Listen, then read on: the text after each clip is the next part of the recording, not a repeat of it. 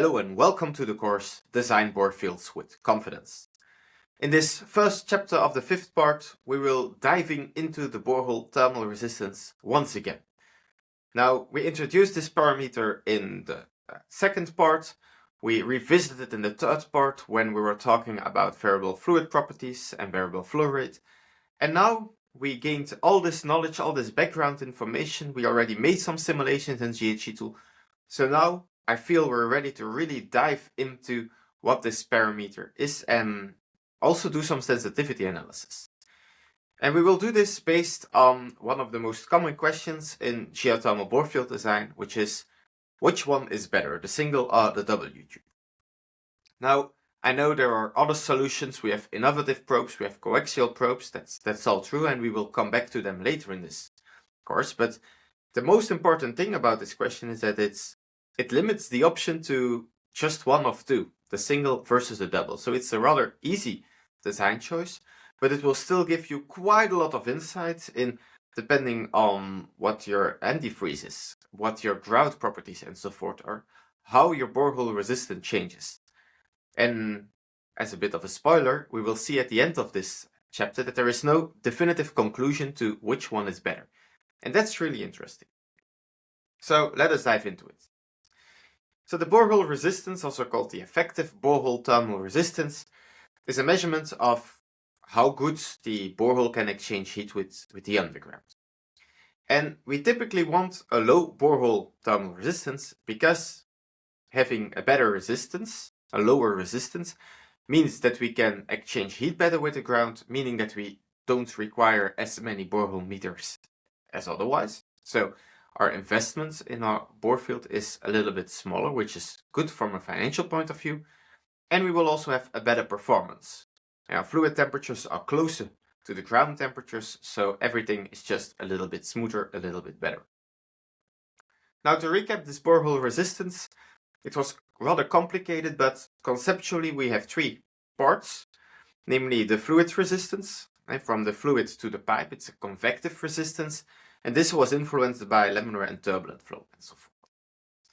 Now, the pipe conductive part is something we are not going to change here. It is what it is. Given a certain pipe materials and diameter, we have this certain pipe resistance. And then we have the pipe grout resistance, and this tells us something about how easy it is for the heat to transfer from the pipe to the borehole wall. And it depends on the number of U-tubes, or your geothermal heat exchanger design in general, and also which conductivity you use for your grout. Now, throughout this chapter, all these three resistances will be changed depending on our design choices. But first, let us keep it simple, and let's start with just plotting the borehole resistance for a single DN32 smooth probe and a double one in function of flow rate. Now, this was done for monopropylene glycol at 25 volume percent at 5 degrees Celsius. All the other parameters are in the textbook if you're interested, but what's also important is that the grout was 1.5 watt per meter Kelvin. Now, what you can see here is that, as we discussed earlier in the third part, that our borehole resistance changes with the flow rate. And you can clearly see here the transition from a laminar, higher borehole resistance towards a turbulent one, which of course occurs first for a smooth, a single probe, then for the double probe, because the flow rate in our single probe is indeed a little bit higher. And what is interesting is we're talking about, okay, which of these solutions gives us the lowest borehole resistance? We have this range of flow rates in which our single U-tube gives us actually a better borehole resistance, a lower borehole resistance than our double U-tube. And the reason for that is, well, our double U-tube, it has quite a lot of surface area, and we have two U-tubes, so we can exchange the heat better that way, but we're laminar. Whereas our single U-tube, well, we have less contact area, we have only one probe in the system, but we are turbulent. So our heat transfer inside the probe is better. And as you can see that there is this range of flow rates in which indeed our single U is, when talking about the borehole resistance, the better solution of the two. Now, if we compare this just real quick with a single DN40 probe, what you can see here is that because our inner diameter is a little bit bigger, we need a little bit more flow to transition towards this turbulent region, and that's why the drop towards a transient and turbulent flow regime is a little bit later than in our single DN32 case. But what you can also see is that the drop, the difference between our double probe and our single DN40 is actually bigger than with a DN32.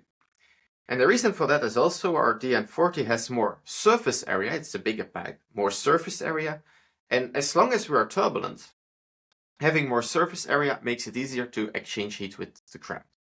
So this just as an intermezzo, let's say, that having a different pipe diameter, for example, in this case, this DN40, it decreases the window in which the single pipe is better than the double, but the difference becomes more pronounced, more significant. Now, let's forget for now the DN40 because that will make everything a little bit more complicated. Let's go back to the single and the double DN32. And what we will now do is change the antifreeze. Right? We will remove the antifreeze and we will work with pure water, again at 5 degrees Celsius. And what you see here is that, as we discussed, water has a very low viscosity. We have almost immediate turbulence, and that's what you can see here. The laminar range is almost invisible. It's to say it's only around this 0.1 liters per second, where our single U-tube is better than our double U-tube. But this typically is not a range in which your system works. So typically you're between 0.3 and 0.6 or even higher depending on your borehole depth. So when you're working with water, well, we can say that a W is almost better because, yeah, here we have more surface area. We're turbulent anyways, so it's better to exchange heat and have a double U-tube. We have a very low borehole resistance in that case. Now, if we keep working with monopropylene glycol at 5 degrees, but we now change our grout thermal conductivity, then we still see that our single U goes to a turbulent regime sooner at a lower flow rate. But the thing is that because of our lower grout conductivity, there is no point now where our single U is actually better than our W. And there is a range where they are almost identical, but nowhere is the single U now better than the W. And that's because, yeah, well, we have now a very good heat transfer inside the pipe, but due to our low grout conductivity, this heat cannot go to the borehole wall. So in the whole discussion about single and double U-tube, besides talking about laminar and turbulent, what is also important is our grout conductivity, because the heat needs to transfer to the borehole wall. And in this case, the W with the more surface area, it's just easier to transfer this heat. So if you have a bad grout, chances are that your W probe will always be better from a borehole resistance point of view than our single U probe, which you can indeed see here. So here, where previously the single U has a lower borehole resistance than the double one, now that's no longer the case. Now, if we really dive into this, we also need to cover variable fluid properties, because as we discussed in the third part, the viscosity and so forth is not constant in our geothermal simulation. And we typically fluctuate from 0 to, let's say, 20 degrees Celsius, and this also changes the Reynolds number and the borehole resistance.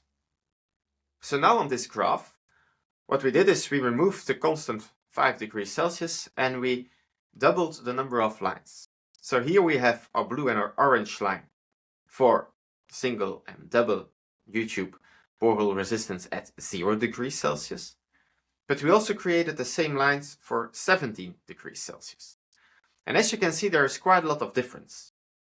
And now the story becomes really interesting because, well, if we have this different thermohydraulic behavior at different temperatures, we also need to think about which temperatures are actually important for my design. And this comes back to the borehole quadrants, the borefield quadrants we talked about at chapter 1 in the second part. Now, to revisit that, basically we said a bore field is always limited by temperature limits, either the maximum or the minimum limits, and in the first or in the last year.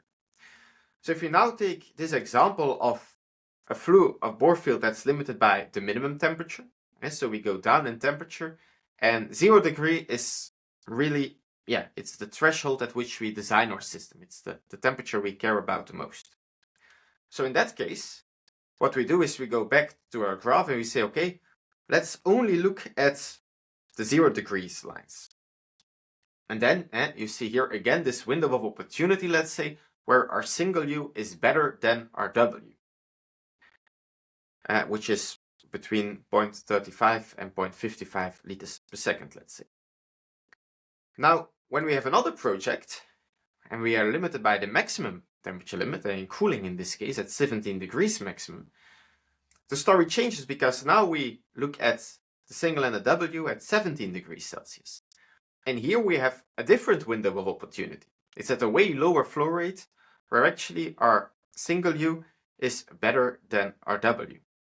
So again here, if we have this variable fluid properties, it really depends on, first, what is your flow rate, but also secondly, what are the temperatures of interest. So there is no definitive answer here, well, this one is better than the other, because it really depends on both your design temperatures and your flow rates. And talking about flow rates, these are also no longer constant, because in GHE2 you can actually work with variable flow rates. So this would mean that the previous graphs were in function of flow rate. Since the flow rate changes over time, also our ideal probe, or the probe we actually want with the lowest resistance, it also changes over time. But of course you can only install one probe in the system, and you cannot change that over the course of the year. And that is the question, well, what probe do I select, the single or the double? And there are different ways of looking at it, and there is also a question at the end of this chapter related to this.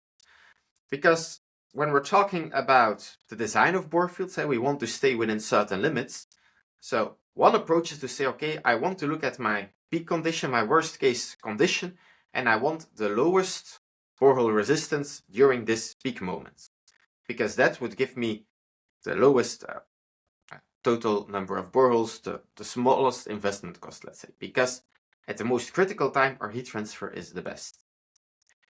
Now, another argument could be, well, let's design at the average conditions, at a lower flow rate, because our heat pump is modulating, our flow rate is going back and forth.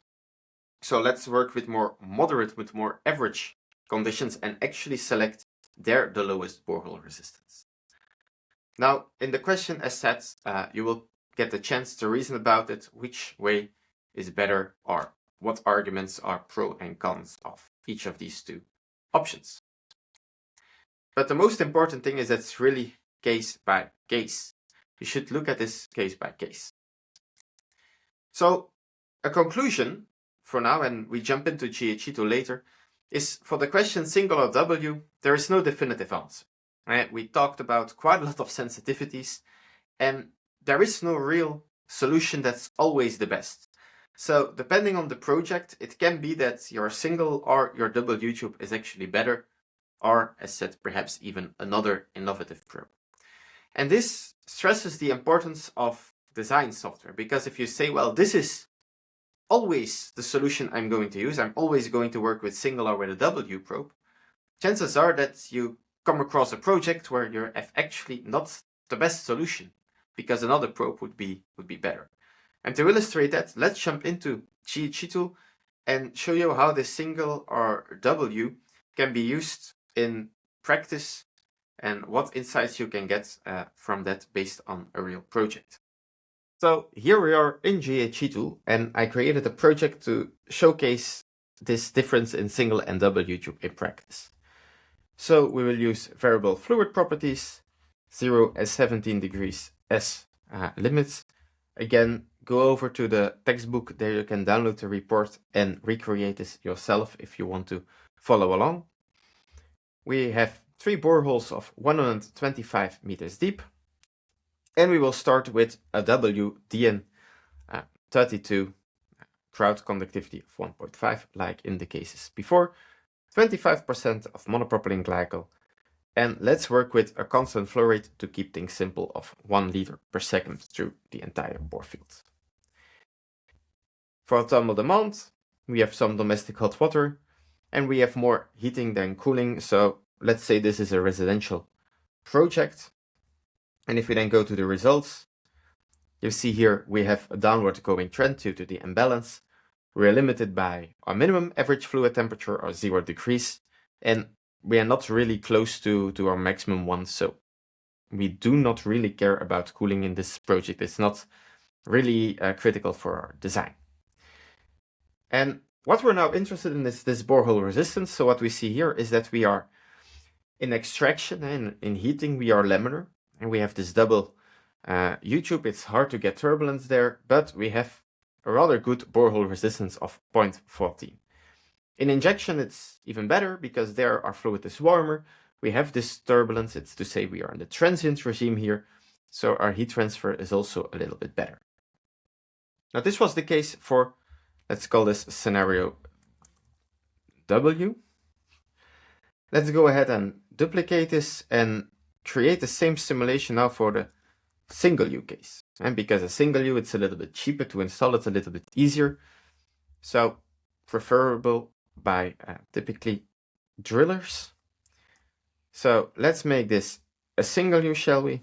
And let's calculate it again. And if we now hop over to the results, see here a temperature profile that looks more or less identical.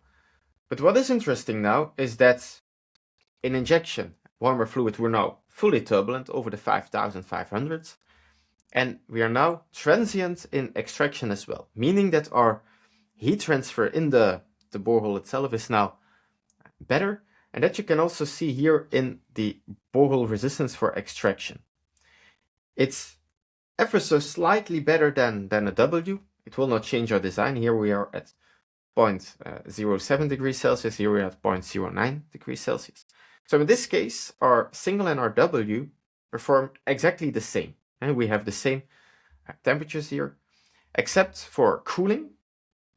You can see that our borehole resistance is a little bit worse because, yeah, as we discussed also in one of the previous parts, we already had this turbulent behavior in our W. Our borehole resistance was already rather good here.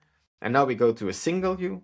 Well, there we are still turbulent, but now we have less heat transfer area around our pipes, meaning that, yeah, our maximum limit, our maximum fluid goes a little bit up because our borehole resistance is a little bit worse in this case. Now, perhaps as a last sensitivity, just to come back to that, is DN40 probe. What this will do is if we say, okay, let's work with a DN40 here. What this will do is it will again increase our surface area, making it better to exchange heat with the ground. And as you can see, our resistance during injection, during cooling, is actually lower now.